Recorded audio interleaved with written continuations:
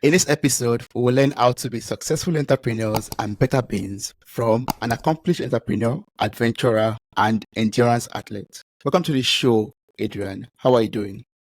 I'm very well, thank you, Toby. Thank you for having me on your show. I'm really looking forward to this conversation.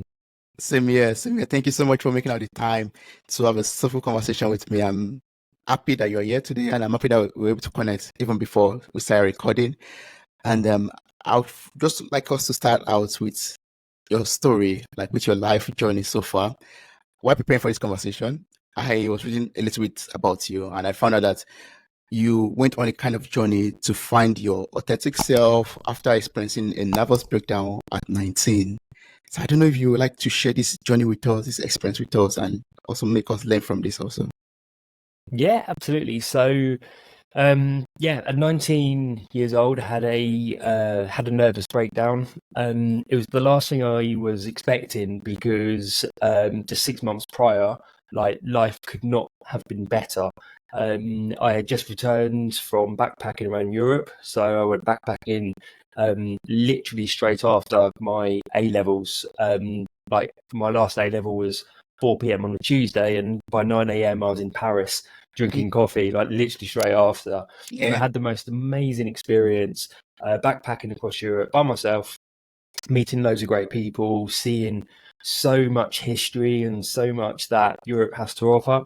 I went through 12 countries, had an amazing time, came back, started the job, like exact job I wanted, and so life was great.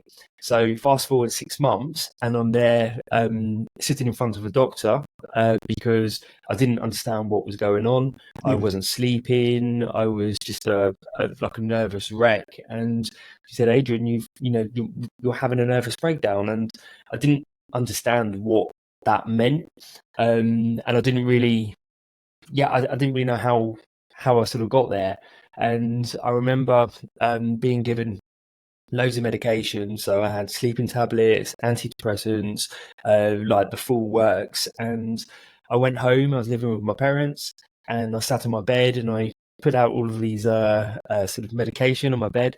I looked at them and I was like, that's not that's not my way. Like that's not the route I want to go here. Like I don't understand this, but I don't feel like instinctively that just taking loads of tablets is the right approach. And I can remember thinking very clearly that by not going that route, so taking the medication, it would be a much harder and longer path. But I felt that that was the path, the right one to take. And so that was really the beginning of a journey that lasted years of rebuilding myself, quite literally brick by brick.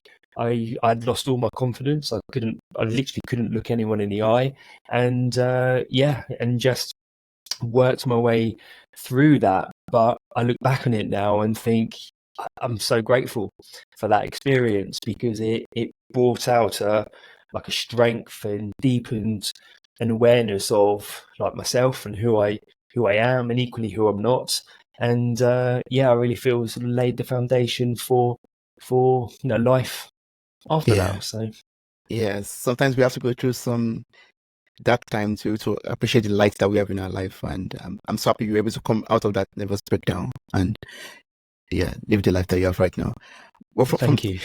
yeah, from that experience of yours, how would you advise someone out there who is, currently experiencing a nervous breakdown or something similar to that? What piece of advice would you give such a person? Yeah, it's a great question. I the first bit of advice that I wish I could have said to myself or would have heard when I was going through that was it is it's okay. Like everything's okay. Like you may not understand this, but that's okay. Like this is just there's a gift in there somewhere. It may not feel like it at a time, but there is a silver lining in there somewhere. And just to process, just take each day as it comes and to process each moment as it comes and not to put too much pressure on yourself and just keep remembering it's okay. There's nothing wrong with you. Like mental health as a topic has become far more accepted and there's so much more awareness and support out there.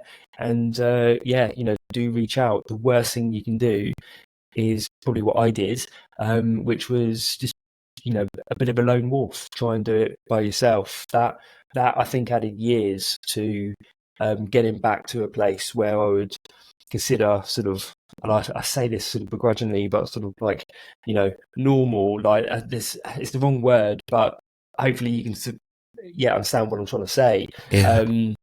Reach out for support. There's some great support out there, and it's there for a reason. Yes, I like that. I mean, don't be shy to call out for help if you need help. Yeah. And yes, and just stay, hold on the line, and don't give up. Don't give up. Yeah. Yeah. 100%. Yeah. From your story, you went, backpacking even before you had this nervous breakdown. That means you've been into this sport, into this active kind of life, basically. Because I was going to ask you that, okay, what's motivated you to become an endurance athlete? But I noticed you've already been doing such, I mean, you're already on that path already from the onset. Like, what started it all? Like, is it what motivated you to become an athlete? You know what? I love that question, the specific question you've asked, because nowadays I'm doing some fairly extreme endurance events, which I'd love to sort of share more about, but Mm. very rarely do people ask like, where did it begin? And it all started with a half marathon that I signed up for because I was overweight. My lifestyle was all over the place. I was drinking far too much. I was in my early 20s, and I felt that I needed a goal, something to focus on, and to work on something that had a clear finish line, Mm. more so just to get myself in a little bit of a better shape, not just physically, but just snap out of that sort of like party phase and everything that comes with being in your early 20s. And that's where it started. And I finished the half marathon, and when I finished it, I really enjoyed it, and I was surprised that I had done it. And after finishing it, I felt that, you know what, I think I could do a full marathon, and it went from there. And every time I completed an event, I just had this sort of insight that I think I could do another one, but slightly further and slightly bigger.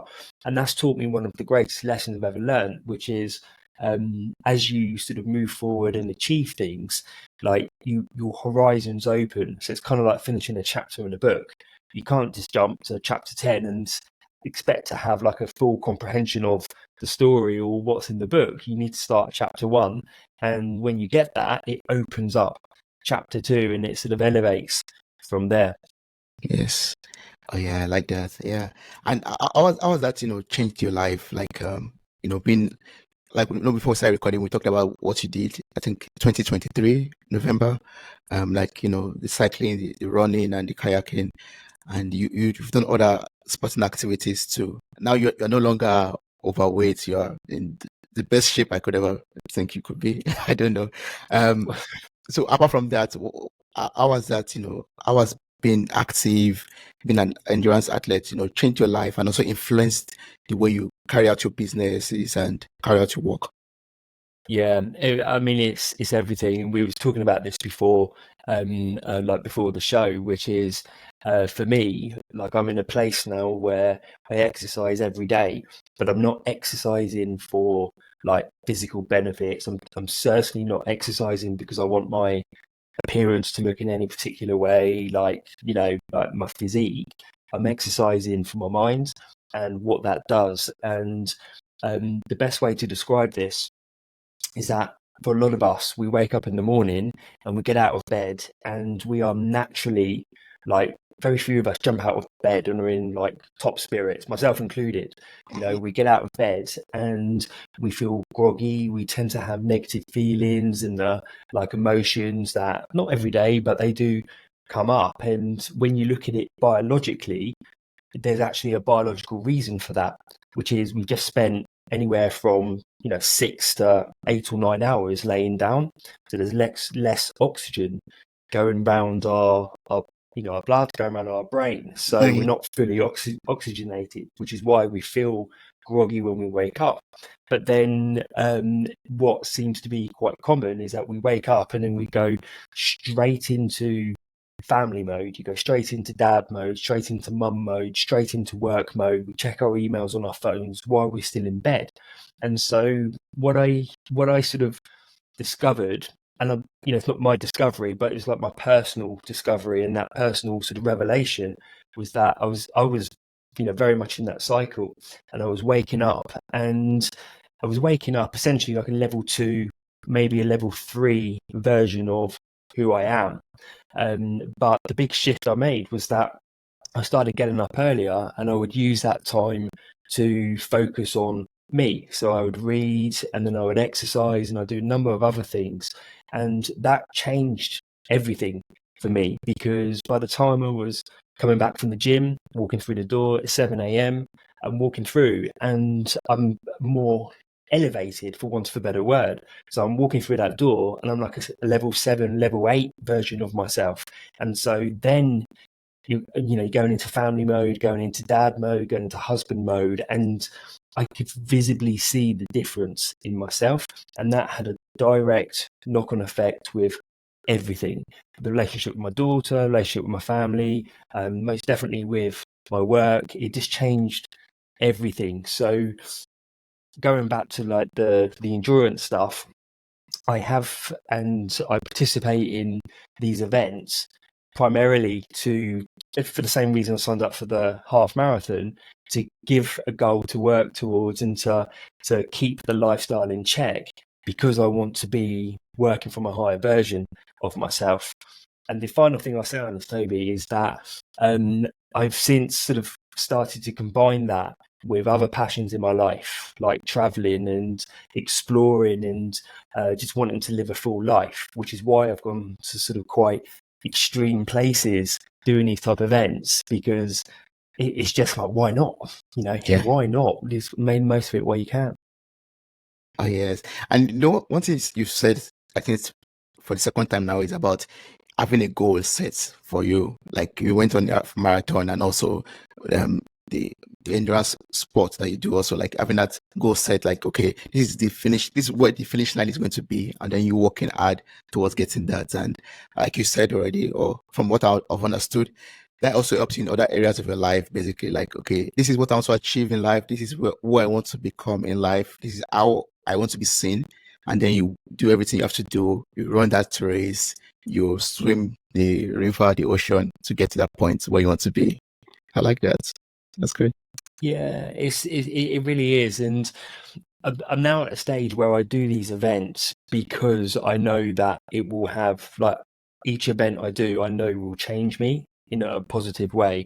And for example, like I'm very active on Instagram, and last year I was running across north of England, like a ultra marathon from the east coast to the west coast, following Hadrian's Wall, and I was sort of documenting the whole thing on Instagram. And I've got this video, which I think I'm at like the 50th mile, saying like, this is so tough, but this is exactly why I'm doing this. And I know for a fact that when I come through this the other side, that this is going to have, like, it's going to change me. It's going to have a direct impact on like the business, family. I'm going to be a different person after this. And so that goal has sort of expanded, I guess. So it's not just crossing the finish line, but it's also, again, like working to pull out and bring out a higher version of myself that can then experience life from a different perspective. Yes, yes. And on this journey of, getting to your higher self, are there like ways we could discover, for example, our core strengths and maybe areas that we have to adjust, improve, or things that we have to, let go of, basically? Yeah, there's definitely a lot of, it's a great word, and I'm going through this a lot at the moment. So, particularly over the Christmas period, I sort of recognise that in my life, I was going into a new season. Like, I could just sense it. Like, this is a new season now, and there's been a lot of changes that have happened and that I'm proactively making. But with that comes a recognition that there's also aspects of yourself that you have to let go of in order to step into like something higher. And even this morning, I absolutely swear, on the way to the gym, and during the gym, I had my phone out and I was listing like like areas in my character, like me as a person, that I felt needed work. I needed development. So just from like observations or like observing myself over the last 12 months, I'm like, I need to work on this. I need to work on this. I need to work on this. Like, and that's what this sort of approach to life, I guess, does, is that it makes you so aware of that, and also an understanding that until I work on those, I will continue to hit the same glass ceiling. And unfortunately, some people spend their whole life hitting that same glass ceiling. And if you want to push forward and sort of achieve and do these different things in other areas, not just about achievements, but if you just want to be that higher self, then you have to address this. Like, you have to address yourself. Yeah. I like the the illustration you made with like the glass ceiling. From my own experience, I know that, for example, sometimes when I'm in a place of reflection, I have that feeling that, yeah, this thing I have to change, this thing I have to let go of, this way there's some things I have to improve on, or maybe make use of some strengths that I have. But then, because I'm enjoying my comfort zone at the moment and I'm just enjoying the way things are, I just keep on eating the glass ceiling, like you just rightfully said. And it's quite frustrating because I know the solution to what I'm supposed to do, but I'm not taking the steps I need to take because I'm comfortable. And when I hit the gas, I'm like, oh my God, frustrated again with myself that I'm not reaching the levels I'm meant to be reaching at that moment. So I don't know, Adrian, my friend, is there a way you could advise someone like me, to break out of this loop of knowing what to do, but not doing it because you are so comfortable, or you are It's scared of letting go?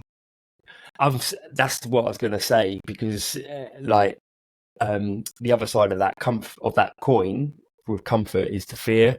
And I'm hitting this the whole time. Like, I'm hitting those glass ceilings, and I look at myself, and again, going back to those list of like character, like areas of my character I want to develop. Some of them I've been like trying to develop for months, maybe even years for some of them, but they're still not there, because for that particular like aspect, I'm sort of stuck in that comfort zone. But really, when I like peel past that, I'm like, it's fear. It's fear that's keeping you there. And it ultimately comes down to like a decision, a decisive choice of, I'm going to move past this. And with that decision is like a letting go. And the letting go is almost like a subconscious. You don't have to consciously try to let go. When you truly decide, in this area of my life, no, I'm going to address that, and I'm going to step into that new that new aspect of myself that I want, then the fear tends to like fall away, as does like the letting go. And what's most surprising is that when you step into it, it's so like it just feels so easier and simpler than you've previously thought, because quite often it's the anticipation of it and the thought of it that is the worst part. But when you truly decide, like, no, I'm going to address this, and just, it could just be one component. For example, you're always late. Like, it just could be one thing, like, no, I'm going to be on time. I'm going to hold the commitment to myself, because it's disrespectful to other people and it's disrespectful to me. Just that one thing, when you truly decide that, it's amazing how it just falls away. And yeah, you sort of step into that. Yeah. So we should know that we have to overcome that fear and be intentional. Like, that's what I'm hearing from you right now. Be intentional about Yeah. that. Yes. Wow, that's good. And talking about, you're analyzing your characters and things you want to change and all of that. I'm sure one also looks into is our habits and maybe some tools that one has been using so far in life. Can you share some of the life changing habits and tools that's helped you to where you are right now? Absolutely. So the biggest thing that has changed my life. And it's a popular sort of concept is that like morning routine and how I structure the first part of my day, because I know that if I get that bit right, then it's a very different day. So it is getting up earlier. For me, I started by getting up at 6 o'clock. That's where it started for me, and just reading like 10 pages of book, just reading. And I started to notice changes coming from that. It wasn't so much from the reading, but it was the fact that I was consciously doing something for me and taking time for me, and I had no outside distractions, no like sort of family or anyone sort of pulling on my time. I was off social media. It was just for me.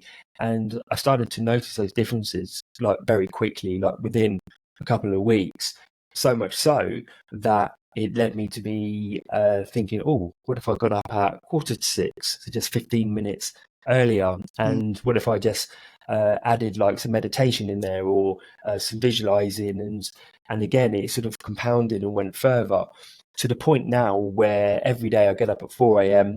I read, I meditate, I have a rolling 2-year vision that I've mapped out for myself. So 4 different areas of my life, like home and family, career and business, fun and recreation, and like friends and stuff like that. And so I look at where I want to be in 2 years, and I reread that every single day. I go, as I mentioned, sort of go to the gym and exercise. It doesn't have to be the gym. That's my personal choice because I enjoy doing that. It could be a 30-minute walk, and that's where I started. Went out for a walk with my dog for 30 minutes while the world was still sleeping, and it just changed my life. So these type of things they seem quite simple, but if you consistently do them, then they can change, truly change your day and how you're feeling about yourself very, very quickly. And this got to the point where this was becoming so powerful for me that I actually essentially sort of pulled together my own app. So I track everything on my own app now. So my daily habit. So once I've done it, it ticks off, it ticks off, it ticks off. And last year I opened this up to like some friends and family who were seeing these like changes and asking, how are you doing this? And so they're on there as well. And it's been amazing seeing the changes that they have gone through. Like one person who's completely given up alcohol, another one who's gone through the most horrendous, like life-changing experiences, like all happened at once, and come out the other side just, a completely different person because they had the basics done. They were taking time every day for them. So yeah, I wouldn't underestimate this, like in the slightest. It's so powerful. Yes, thanks so much for sharing that. And now I'm very curious to know about this app of yours. Like, what's the name? How can I get access to it also?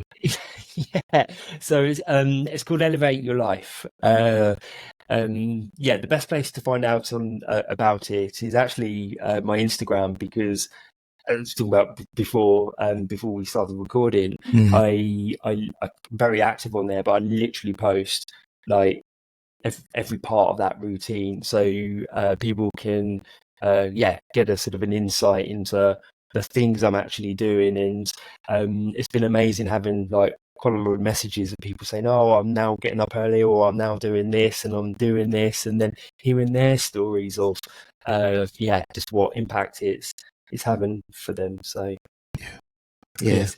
So for anyone who is interested and also curious, like I am, I'll place a link to your Instagram in the show notes of this episode. So I encourage everyone to check it out. I've checked it out myself. I'm still checking it out. It's opened somewhere here on my tab. And also you have a link tree link there on your Instagram where people can also check out the business that you help people with business acquisition and help people with building up their businesses also. So I would like us to talk about that also a little bit, so that by the time people are visiting your Instagram page and they find out about that, they'll be like, oh, well, I was learning about personal development from him. I never knew he was doing business acquisition also. So can you tell us how you got into, buying and selling businesses, and how is it going? Yeah, so it's It's quite remarkable, really, because when I was in my teenage years, my late teenage years, I always sort of thought, and I even said this to friends who remind me of this. Like, I always used to say, yeah, I'm going to buy and sell businesses when I'm older, and it was so like ludicrous because there was like no context for it. No one in the family had a business. Like, there was just no logical reason why I would go into that or where that would come from. But I just had this, I always had this idea that that's what I would do. And my journey there was sort of quite long and windy. So I essentially sort of wanted to start a business first. I wanted to do a startup because I kind of felt it was like a rite of passage that there was skills you would learn doing a startup that would go like sort of form a foundation for buying and selling businesses. You certainly don't have to go down that path. Like, you can just sort of go into it. But that was just what I instinctively felt was my path. But as it turns out, I am a terrible startup entrepreneur. So I had 12 failed startups over a 10-year period. It was a very painful, long and painful journey. And my last sort of startup was probably the most successful in the sense that it didn't fail, but it wasn't quite a success. So I had a small team of people, but I wasn't making any money. I was working every hour under the sun. I wasn't in a very good place with it all my life. And then I discovered I was going to be a dad, and that just sort of changed everything for me. So my daughter Evie, she's 4 years old now, and when I discovered I was going to be a dad, I sort of took a lot of time out and reflected on like what type of dad did I want to be. Like, for me, I've always wanted to be like a hands-on dad, and what type of role model, and all of these other sort of questions that go through a lot of sort of new parents' minds. And as part of that, I looked at my plan, like what was the plan, and I realised that nothing had actually changed. I still wanted to buy businesses and to go down that path. But I also realised that like now is the time. Like, if I was going to do it, then I better get on and start doing it. And so yeah, that was really the start for me. That was so it was about 5 years ago. Yeah, it's about 5 years ago. I sort of ventured down that path, and I sort of learned the basics of, okay, so what's the process for buying a business? And with that under my belt, I just went for it, and I was quite lucky in a way because 3 months after like doing some initial training and getting some education, because you do need education with stuff like this. Mm. There's risks, and you need to know how to protect yourself. I ended up acquiring my first company, which was a 30-year-old business that specialized in exit planning and building value in businesses before they sell. Mm. But then this business also sold the companies as well. So it sold around 150 million pounds worth of small businesses. So within a period of 12 months, I'd bought my first business, but I'd also learned how to build value in businesses and to sell them. So it gave me the full like life cycle. Like, it was so, it was just crazy how it turned out. Mm. And so since then I've gone on, I've made multiple acquisitions, I've had a few exits, I've had a few train wrecks, like real failures with some of the acquisitions. But I've also used that skill set to build a group of companies in the children's education space, which is largely inspired by my daughter. And that's grown quite quickly. We currently educate 10,000 under 5-year-olds every academic term, and yes, it's still growing. Oh, that's awesome. So that's like a school system or just a children group. So it primarily focuses on the early years, so like 6 months up to about 5 years old, and is activity based. So when before a child starts school, there's like a couple of different options. There's nursery, there's preschool, but a lot of new parents tend to go to local activities like classes, one for the social aspect, to meet other parents in a similar boat, but also to develop their children, to help them like interact with other kids and to do different activities that they may not be able to do at home or may not have the equipment for at home. So it's children's activities based. Our two main brands there is one of them is focused on speech and language communication for under 5 years old. And the other one is music and movement, so like musical instruments and stuff like that. That's good. So for some out there, for example, who like to maybe start a business or acquire a business or buy a business, acquire a business. What are the necessary things that we have to look out for? What are the things that we need to know before we start a business or decide to buy a business? Yeah, I mean, starting a business is very different to buying one. The thing to remember when you start a business, and I very much learned this the hard way several times over, was that with startups, there's a lot of like facts out there about the high failure rate of startups. The real reason behind that is that when you start a business from nothing, you have to figure everything out. Like literally everything. You have to figure out what customers you're serving, what you're providing them. You have to figure out how you're going to provide it to them in a way that generates a profit. You have to figure out how to reach them, so marketing. You have to figure out, well, what's the sales process? When someone inquires, what do you do? Like, do you send them an email? Do you pick up the phone? Like, what's that process? You have to figure out the like how to organize the finances, which most small businesses, like even like long established ones, still don't like have a full grasp on. You have to figure out everything, and to top it off, you have to figure it out before you run out of money. And most startups are bootstrapped, so they don't have a lot of money in the first place. And what really happens is that they quite simply run out of money before they can figure all this stuff out. And so when buying a business, it's a very different game you're playing because all of this stuff has already been figured out. You've already got a customer base. They've already got multiple ways of marketing to them, to selling to them. They've got their suppliers in place. You've got the full piece. But what you also have is a business owner. It's normally the person who started that business who might be 10, 15, 20 plus years into their journey, and for whatever reason they want to change. Sometimes it's things like retirement, sometimes it's things, and this is very common, that something has happened in their personal life that has caused a change of priorities. Ill health is a common one, sort of cancer, someone unexpectedly passing away. It does make you sort of wake up and think, do I really want to be doing this for the rest of my life? And so it creates this dynamic where you've got a business well that's been figured out, but the owner has motivations to move on.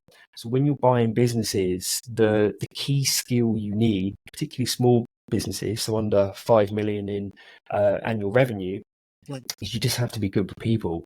And I really can't emphasize that enough. Like you have to really want to understand what's going on here. Like they want to show you the business, but when I'm speaking to them, I want to know about why are you selling this? Why are you selling this now? Why are we speaking? What's really happening? And you tend to find that there's normally one or two, maybe three sort of problems that they have that they just don't want to deal with, they want to move on from. And so if you're able to sort of structure a deal in a way that they're happy and that you're happy, and you're happy primarily by not putting any, or if you do put any, a tiny amount of your own capital in because you want to protect your risk, then you can essentially jump to the end of the finish line, jump over all of that startup sort of journey. And if you're quite good at going in and solving those problems, then you can have a fairly good business on your hand. And the previous owners are happy because they get to go on and do what they want to do. Yeah. Oh, nice. That sounds good in theory, I believe. I'm sure it's quite challenging in practice, as in when you have to actually put it in practice. Yeah. It's You know what? Buying the business is the easy part. It really is. The hard part is what you do when you have it. And I'm talking more specifically about when you have an existing business and you want to buy another business and put the two together, like that integration piece. That is challenging. But yeah, if you're just looking to buy one business and to run that or to do whatever you want, then it's I'm not going to say it's simple, but it's not as hard as it may first appear. Mm. And earlier you're talking about, there's some risk involved. So what am I meant to look out for? What are the risks that are involved in buying a business? So the first thing to understand is that every business has problems. Like every business, there's no such thing as a problem-free business. So you going in as a potential new owner of that business, like you need to identify what are the problems here. And the seller, the person who's looking to sell that business, they will know the problems, or some of them at least. They will tell you some of them, but they probably won't tell you all of them because they ultimately want to sell their business. And that's human nature. So understanding that is a component, but there's also an awareness that there will be problems in there that the owner isn't even aware of. And so that can be a risk because you need to know as much as you can, like what are those problems to clearly identify them so that you can ultimately solve them. Mm. And so the way we protect ourselves with that is by not selling the house or emptying our savings account and giving it all to the owner, and then they're sort of running off into the sunset, and you're left with a business that has a bunch of problems. Mm. That's not the way to do this. All of my acquisitions, I've done essentially like no money down acquisitions. So most of them are bought for £1 of my own money. It doesn't mean the business was valued at £1. It just means that on day one, I only paid £1, and the rest of the value of the business was paid over a period of time, or it was financed in different ways. So that in itself can mitigate a huge amount of risk, particularly if you put in certain agreements, such as if any nasties in the business come up as you step in as a new owner and it's like legacy, so it's from the previous owner, Mm. then that can be taken off like what is owed to the owner for the business. And Mm. so to give you an example here, my last acquisition, it had a couple million revenue in terms of annual revenue, had 10 people in the business, and I structured the deal in a way so that if anything came up, then it would be taken off the money that was due to the seller. And you know, it's like hundreds of thousands that was paid for this business, but again, not on day one. Mm. And as it turned out, in the first 3 months, we had about £100,000 worth of stuff that was taken off of what was owed because it all came up. You see, Mm. and Yeah. so that's that's one of the main risks. The other risk is just people, and particularly if you've got a business with 3, 4, 5 people plus in there, some of them will be against a new owner. Doesn't matter if it's you or someone else; they simply don't want to be part of that. And if you've got a business that has 5 people in, and one of them leaves, that's 20% of your workforce. And so you just need to understand how you're going to, again, protect yourself and to fill any gaps should that happen. Yeah. So one has to, I think from what we said, the whole conversation with, and that personal development already in place so that you can be able to face your day as a business owner with the full force and with like maybe a centered mind or a focused mind also. Yeah.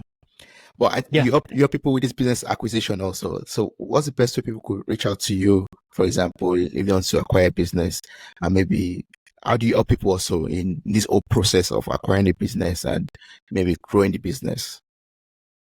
Yeah. So yeah, I've worked with a number of people helping them to learn the ropes on how to do this, not just on the buy-in, but what you do once you've got the business, how do you handle it? How do you structure it in such a way that you're protected? So I've been doing that for quite a while, probably a bit more informally, but I've sort of like formalized it sort of like last year. So the best way to find out about that is probably to go to my Instagram. I've got events coming up. I've got other like free stuff that people can download to find out a lot more detail behind this before they even like think about, is this something I want to do? There's a lot of information.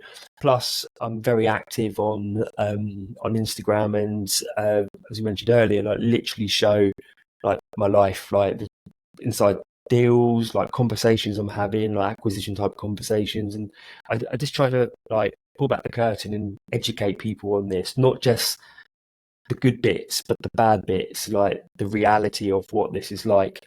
So the best place to find that is my handle is Adrian J Knight, and that's Knight with a K. Adrian J Knight, Knight with a K. Link one more time is in the show notes of this episode. Please click on the link, follow Adrian, and reach out to him also. I believe your DM is open for people to reach out to you. So if they have questions. Yeah, I love speaking to people over sort of DMs, and yeah, finding about for who they are, what they're doing, what their plans are. I really thoroughly enjoy that. So yeah, please do reach out, and yeah, I tend to reach out first anyway to say hello if someone follows. So yeah, it's always great to talk. Yeah, that's awesome. Thank you so much for everything I've learned from you. I mean, from you this evening or this at this time of recording. I've learned, for example, that I could just invest. I did the one of the business. I could just pay £1 or €1, and as time goes by, I will pay up for the whole value for the business. That's a bit relieving, because sometimes I used to think I must have the whole millions of pounds or euro or naira or whatever currency that you might be spending to be able to start or to buy a business. But that sounds good. That sounds good that you don't have to pay it up front. That's the big sort of like misconception about this amongst small business owners, is why I like to be quite vocal about this, is because a lot of people, myself included for a long time, think that buying another business is only for like the big corporates and the large companies, but it's a really like viable tool for small business owners, and if you learn to do it in the right way, then it can dramatically grow your business like significantly, and in a way that is arguably safer, because you're not having to spend loads of money on marketing to get new customers that may or may not become customers. Like, you've got an established business, you just need to find the right one and structure a deal in a way that works for the seller of that business, but also for yourself. And that normally involves very little, if any, capital, investment from you. Yeah. Thank you so much for teaching me that. I really appreciate that.